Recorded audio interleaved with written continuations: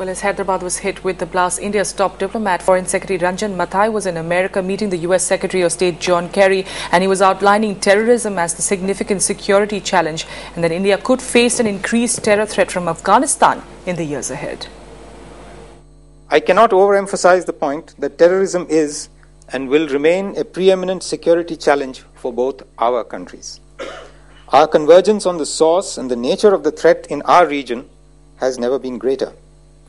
It is therefore a challenge that provides us an opportunity for enhanced cooperation in combating terror and protecting our people from it.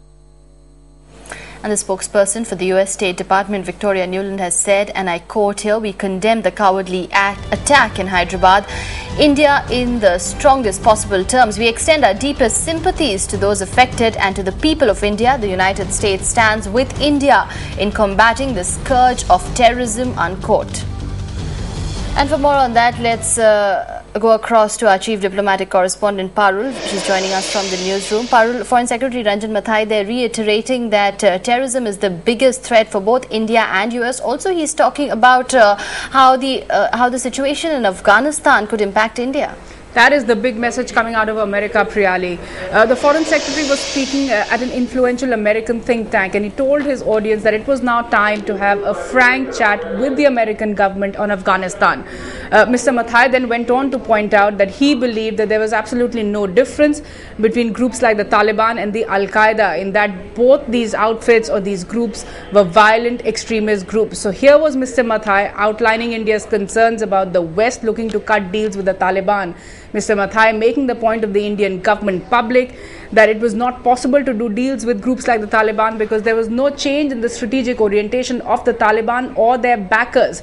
So in a sense, dismissing publicly some of those claims that are now being heard in quarters in Rawalpindi, London and Washington DC, that it's time to cut deals with the Taliban. India going public for the first time in recent months about the security concerns that are likely to emanate from Afghanistan as the end game nears in that country.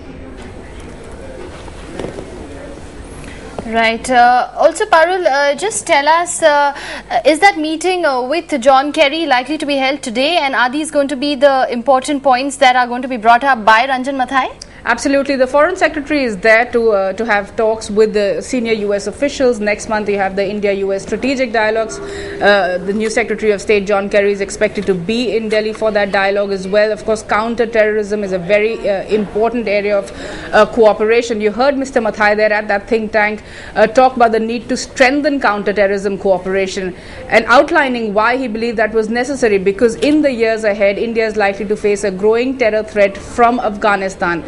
Given that the West was now looking to cut deals with groups like the Taliban and publicly warning against that policy. All right, Parul, we'll leave it there for the moment. But remember, in the wake of the Hyderabad blast, high alert has been issued in all major capital cities.